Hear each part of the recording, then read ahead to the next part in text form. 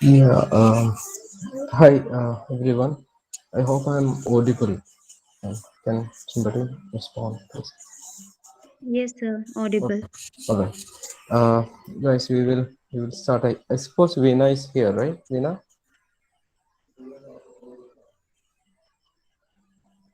Um, Veena, you're here, right? Yes, I'm here. Yeah. Okay. Nice. Yeah. All right, guys. Good evening and all that formality things. Sorry. We will start with the third session of this season's DecaLect's third session today. We have a presentation on sports culture. As you know, we've been revolving around certain topics of culture, and we've taken borders, we've taken films, and today we are going to discuss sports with respect to culture. And not to give you any introduction to what Veena is going to present today. Rather, what I think is what deserves a mention is my uh, uh, interest in taking this as a topic in the 10 lectures that we thought of incorporating part of the DecaLect series season 2. So sports, as all of us know, I mean, I don't suppose one needs an explanation to understand sports is part of our everyday life, part of our culture thereby. And more than that, we take sports or generally athletic activities or the games or whatever as something beyond the pleasure purpose with for which or with which most of us engage with it. It's definitely beyond that pleasure. In that sense, it is somewhere similar to art generally, where it has functions beyond the pleasure purpose. So sport is also functioning in that way in our society, in our everyday life. And one of the things we might see sports doing is, especially, is the kind of connection it draws between us. It definitely takes us beyond our borders. It definitely takes us across our cultures, a kind of making us transnational as a community, right? So there are operations that these in quotation, like something that we can say the casual operations of sports, and there are operations beyond that. It functions as a ground which unites us. I mean, we know, I mean, especially from, there are a majority of us are from Kerala, and we know like how sport events like football or cricket operates in our society. Like there will be lamentations, processions of lamentations when a sports personality like Maradona passes away. I mean, we are connected beyond our borders with other people. I mean, other in the sense which are far distant from our space and time, with people who are far distant. So there are operations of sport in that way, and it is also like any other institutions of in our culture or any other sides in our culture. It also has its evil side too. There are people who misuse the possibilities of sports. I mean, we have very prominent discussions around the atrocities of racism or casteism in sports. We have many literary representations of it. We have many journalistic articles on it. There are quite a lot of issues around sport also. So it at the same time it operates like any other sides of our culture as grounds of violence also. Now, considering all these, we need to approach sport from a specific perspective, I suppose. I haven't had any discussion with Veena on what she should present. Rather, I just had a conversation with her what my what I'm looking for in this. The presentation is totally her own design, and the time is also totally her own plan. So we will leave the whole session to Dr. Veena for her presentations to share with us what thoughts she has. And I suppose she's the most reliable, most authentic person available from my reach, at least, in order to talk about this thing, particularly this thing. She has a PhD on sevens football culture in Kerala. So definitely, and one of my very good friends, whom we had a very beautiful times of football playing in flu. I mean, we have a lot that we cherish. So it's my pleasure to welcome Dr. Veena, and it's my privilege, more than pleasure, to have you in this session. Thank you so much, Veena, for accepting this invitation to join us to be part of this. And of course, to our participants, it's always interesting to see. As I had mentioned in the previous sessions, the idea of the DecaLect is primarily introduced for the final year graduation and post-graduation students of our college. But then once we uh, left this registration open, we had quite a lot of people from other institutions responding positively to our program. That's really inspiring for us. We're quite happy and thrilled to see you guys joining in these sessions. So very, very warm welcome to you all. And I suppose it's very rough weather out there in many districts across Kerala also. So it must be difficult times for some of us who have registered, who had planned to join this session. They might not have been able to make it. So we are trying to record the session. We are trying to make it available on YouTube. Maybe they can watch it in a day or two once the weathers are fine and back into normal. So I suppose we will start with this session. I think Najia might introduce Veena for the formality's sake, right? Najia, can you? Yeah. Yes, hope I am Right. audible. Yes, you are. Good evening, everyone. Let me introduce our today's speaker, Dr. Veena Mani. Dr. Veena has a PhD in English and Cultural Studies from the Indian Institute of Technology, Madras. She was awarded the Fulbright Nehru Doctoral Research Fellowship for conducting her studies at the University of Texas at Austin. She has published research papers and articles with culture as her area of focus. Her doctoral research was on the seven football in Kerala. She writes both in Malayalam and in English, and her works have appeared in many influential journals. She has also been giving invited talks at various central universities and other academic institutions in India. Dr. Veena currently works as assistant professor at Stella Maris College, Chennai. Thank you. All right. Thank you, Najia. All right. Veena, before we go into the session, a couple of housekeeping things. We will share the feedback form and the attendance sheet in the chat box towards the end of the session, probably during the question and answer sessions. The way we have planned the session to go ahead is Veena will make a presentation for about an hour, and then we will leave the floor open for a discussion. So you can share your thoughts, or you can discuss your questions with Veena, and then we will wind up the session. So that's the plan, I suppose.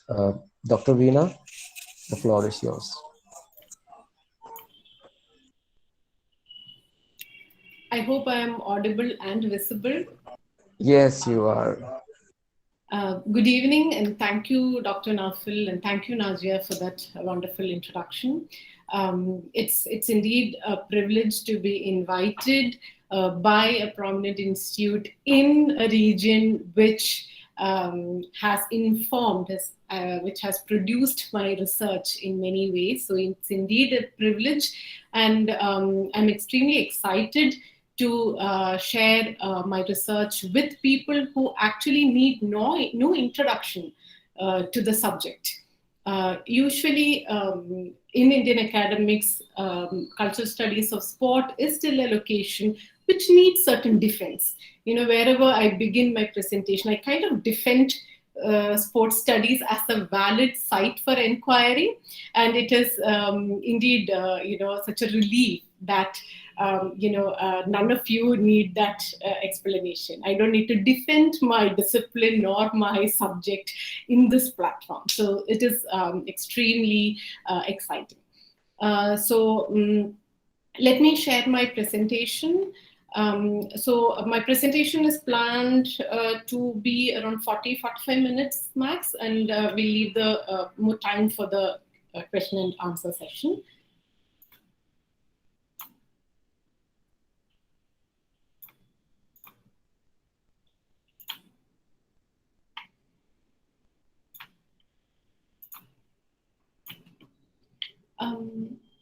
Could you please tell me if you can see the change in slides?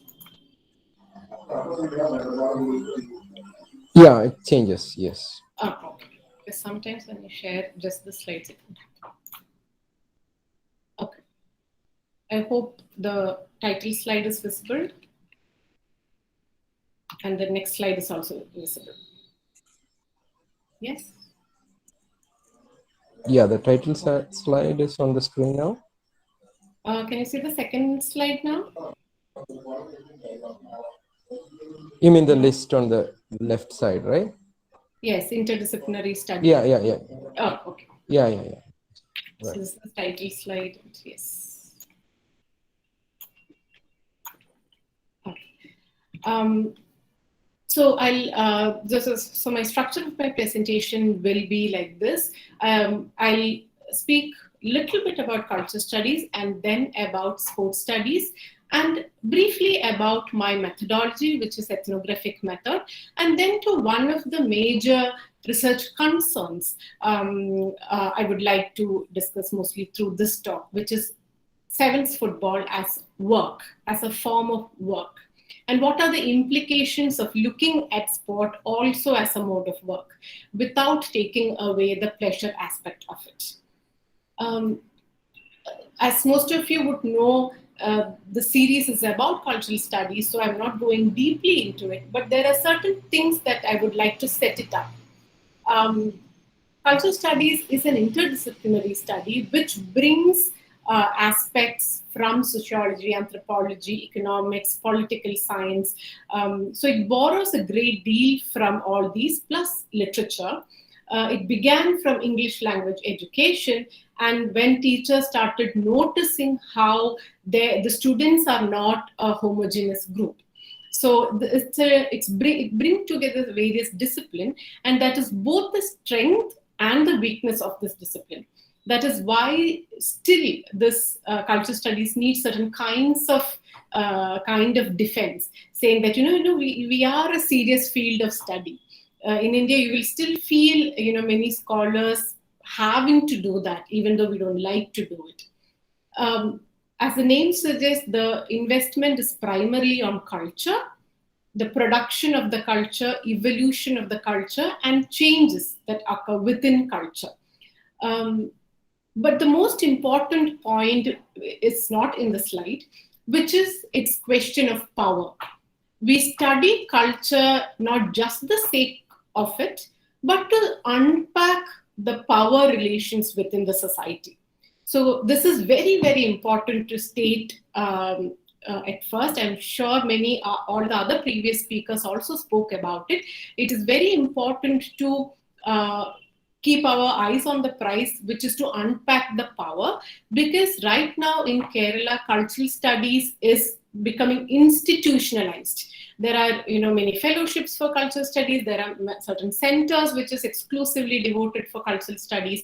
And even across India, all the liberal arts universities, all the elite universities have cultural studies center.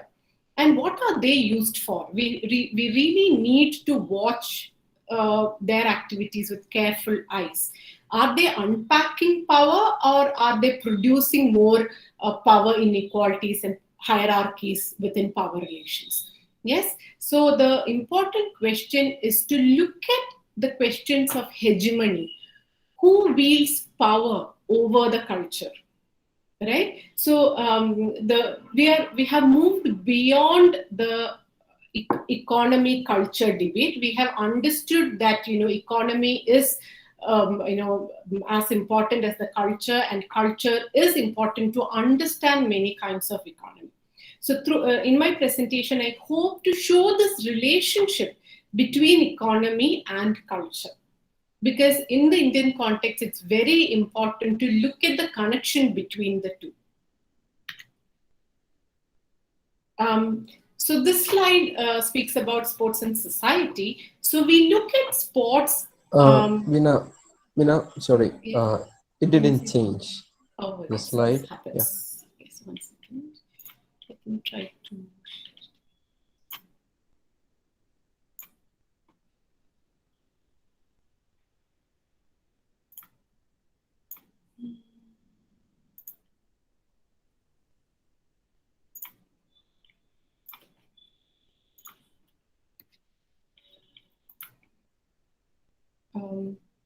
Are you able to see the next slide? Yeah, sports and society, right? Yes. Now, can you let me see if I can. Yes, can you see the next slide? Yeah, it changed. Okay, thanks.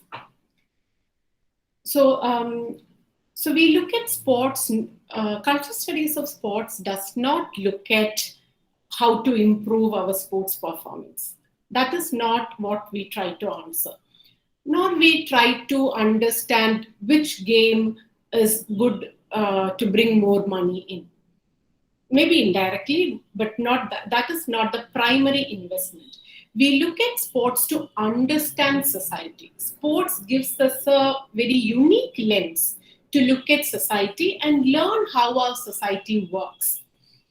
Sports as an extension of our public space. So sports does not stay in vacuum. Sport is part of our society. Sport is part of our culture. Right? So when we study sports, we can also understand various things about our society. Yes, but at the same time, sport is different from public space. So there is something unique about sports. For example, certain things which are not allowed in public space is allowed within sporting space. To give you an example, when they were policing around homosexuality in UK public spaces, right?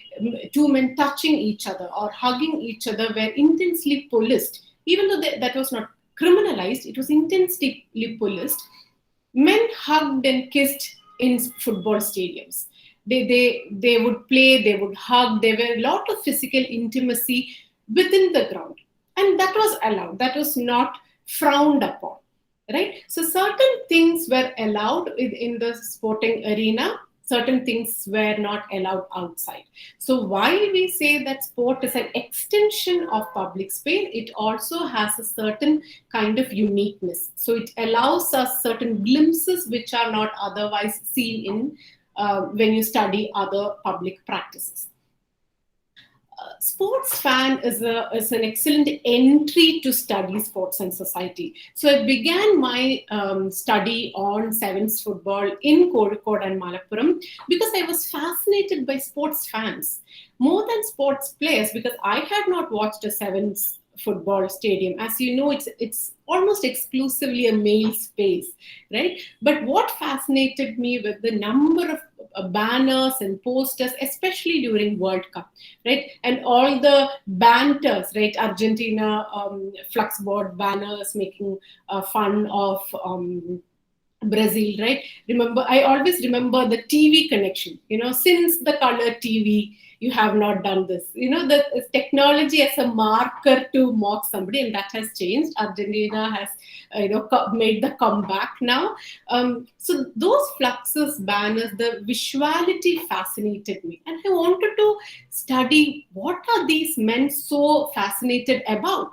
And it was at that stage where I was finding some rootlessness. I was floating around, and I was fascinated by this frenzy, by this attachment sports fan in Kozhikode and Malappuram had towards football, especially also Kannur and Kasaragod, but I had access to Kozhikode and Malappuram back then. Um, so that was my entry into the study. And sports fan will also show you the categories in the society. So if you look at fans in Malabar, even the people would tell you that there's a difference between Kozhikode sports fan and Malappuram sports fan, right? And even within Kozhikode, there are this categories, people of different religion, different class. The class composition of football fans is very, very important. That was something which surprised me, because even when we say that sports unites everybody, there is clear distinction among sports fans based on the class they belong to. Yes, and tastes and orientation. We speak about tastes and orientation to understand the location of the sports fan. What are the tastes? For example, a football fan might be qualitatively different from a cricket fan in Indian context, right? Earlier, there was clear class association. Who played cricket? Who plays golf? Right? None of us would have played golf. Maybe a few of you would have played golf. But golf is sort of an elite, club-based, exclusive, moneyed class sport. While football in India is more a public place, a beach sport, which is easily accessible to everyone. So the question of class is very useful to understand why sports fans do certain things.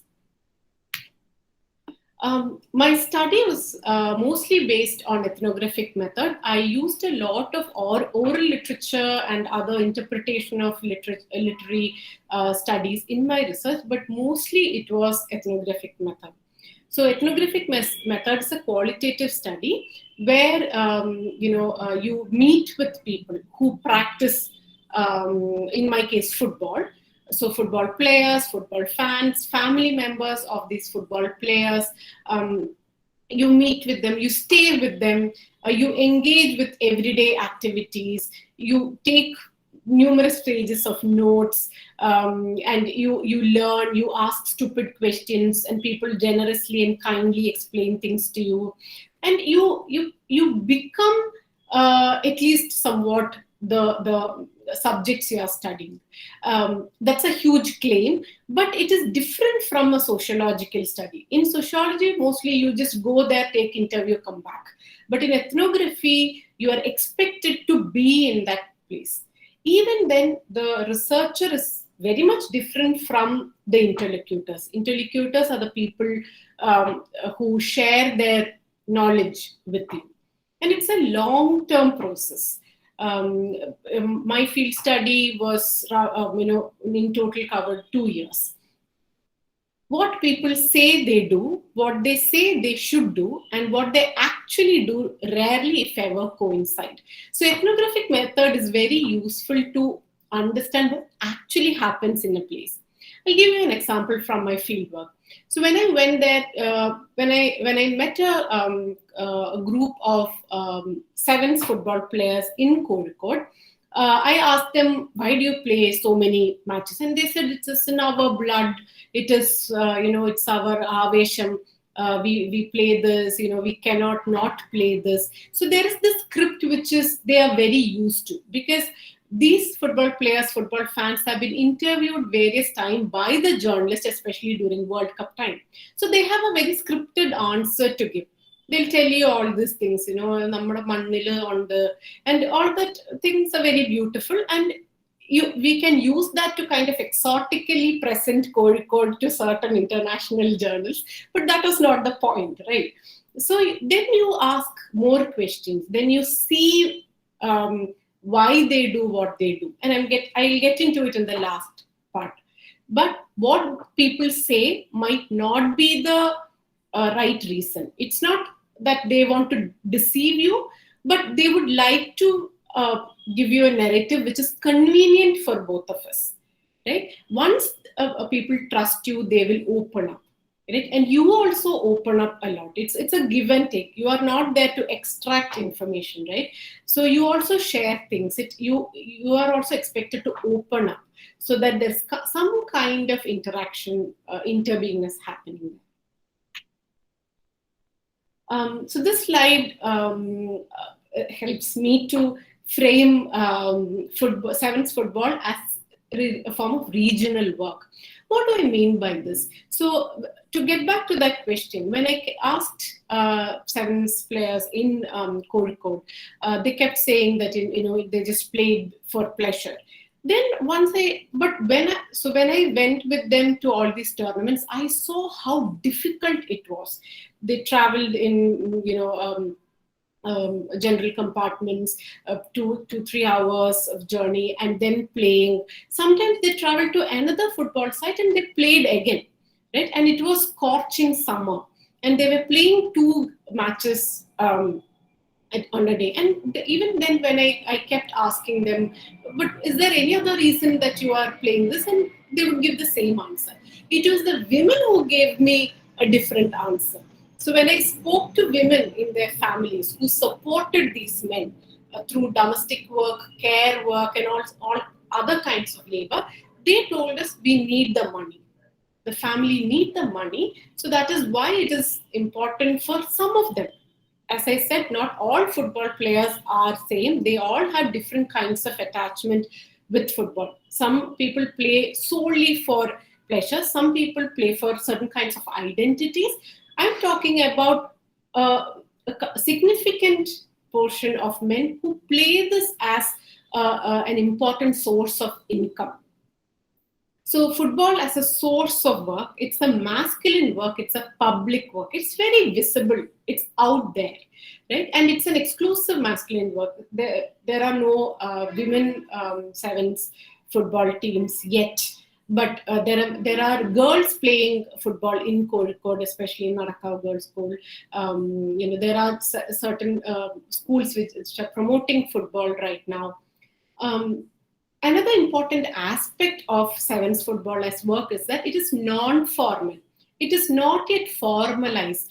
In recent years, as many of you would know, there are sevens football associations which try to form a registry, and there is registration. There is also insurance. In 2015, the managers were trying really hard to work on a form of insurance so that the players would be protected from injury, and it gave them some sort of assurance. However, it is a precarious work. It is a seasonal work. When there are matches, the income is significant. It is important, but there are many months, especially during monsoons, where there is no match. Then you do not get that income. So you cannot solely rely on sevens football. That is why you will see that there are most of the players would have some other work also. So the area where I was conducting my fieldwork, most of them were fishermen. So for them, it was even difficult, because after the football matches, they would go out into the sea and then come in the morning, sleep off, wake up, eat the food prepared by their women, and then they have to go off for matches. It was extremely strenuous, but they thought that short period of time would earn them sufficient money. Another thing to note is that fishing is also a seasonal work. So they were kind of balancing both these seasonal works. Now, at the outset, I spoke about the questions of power, right? How cultural studies should unpack certain kinds of power. Here we know, most of you would know, how sevens football is also penalized in certain ways, right? So while we all love sevens football, we love to watch it, players love to watch it, and players truly believe that sevens can give you certain skills. Sevens can, increase your stamina, you become rough, you can survive well in association football. When you play 11s after you play sevens for considerable period of time, then it's even easier. You have that quality, you have the discipline of sevens football and all that. But many of the senior players would tell you how difficult it was to play sevens football while being registered with the district association or KFA, Kerala Football Association, because sevens football was seen as, antichrist of football. If you have read Higuita and his mother, sevens football is football in the Antichrist, right? So playing sevens football was discouraged, especially if you are a registered footballer. If you are a professional footballer, you would get bans, you would get huge fines. Most of the prominent players in Kerala would have gotten that ban. Sometimes KFA would kind of pretend that they have not seen it. So there's all these kinds of negotiations happening. So Sevens Football Association football. So Sevens football seen as the other of football. But the official bodies also acknowledged how sevens football is important for the regional identity. May I pause the prayer? Yeah, sure, sure. We'll take a break.